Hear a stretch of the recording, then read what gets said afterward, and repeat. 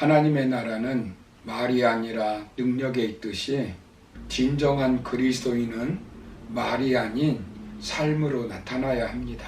신앙생활을 오래 할수록 더 예수님을 닮은 모습으로 변화되어야 하는데 그렇지 않고 오히려 변질되는 경우가 있습니다.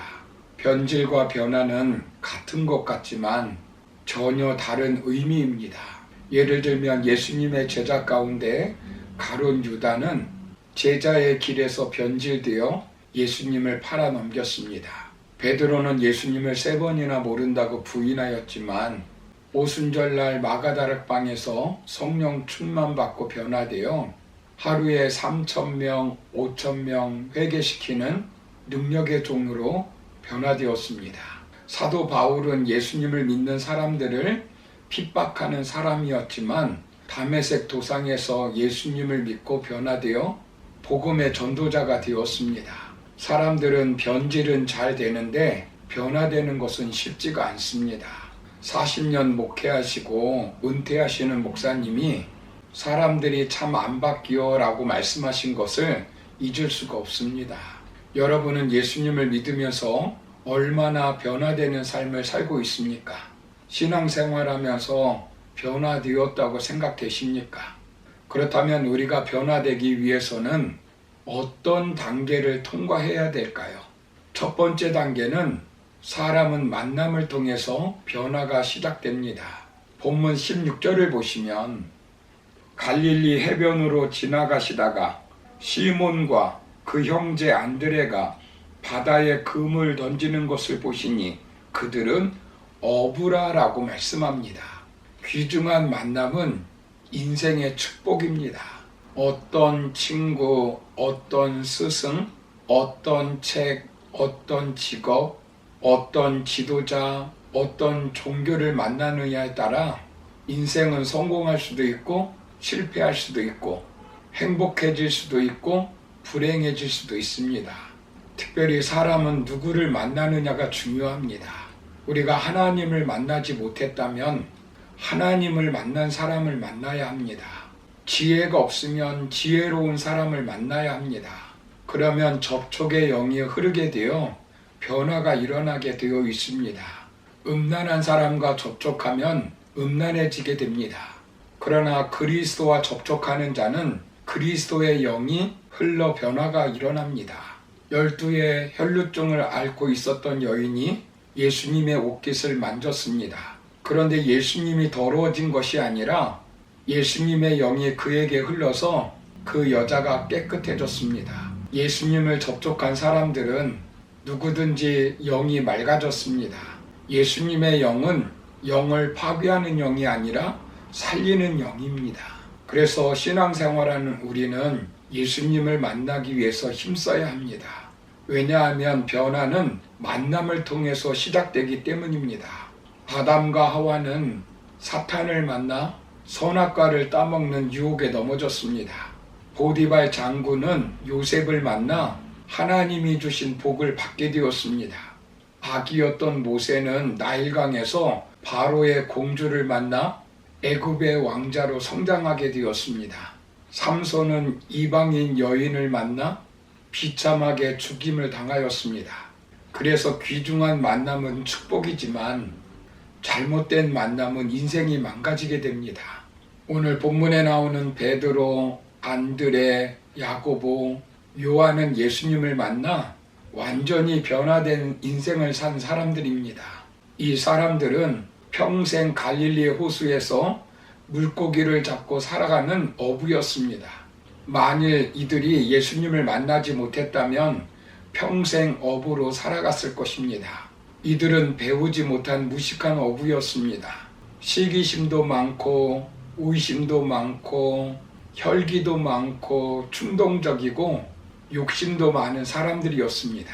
그러나 그들은 예수님을 만나 변화되어 세상을 변화시키고 하나님의 나라를 세우는데 복음의 주역으로 활동하였습니다.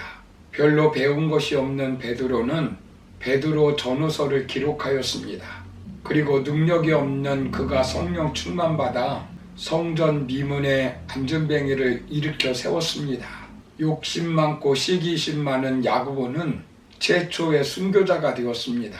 그리고 요한은 요한복음, 요한 1, 2, 3서, 요한계시록을 기록하여 수많은 사람들에게 예수님을 믿게 만들었고, 오늘날도 그의 기록을 통하여 많은 사람들이 예수님께 돌아오는 역사가 일어나고 있습니다. 예수님을 만나면 인생이 변화됩니다. 성경을 보시면 38년 동안 일어나지 못한 병자가 예수님을 만나 일어났습니다. 남편 5을 두고 수치심에 살아갔던 여인이 예수님을 만나고 참된 자유를 얻게 되었습니다. 가늠하다 현장에서 잡힌 여인이 예수님을 만나 용서함을 받고 새로운 인생을 살게 되었습니다.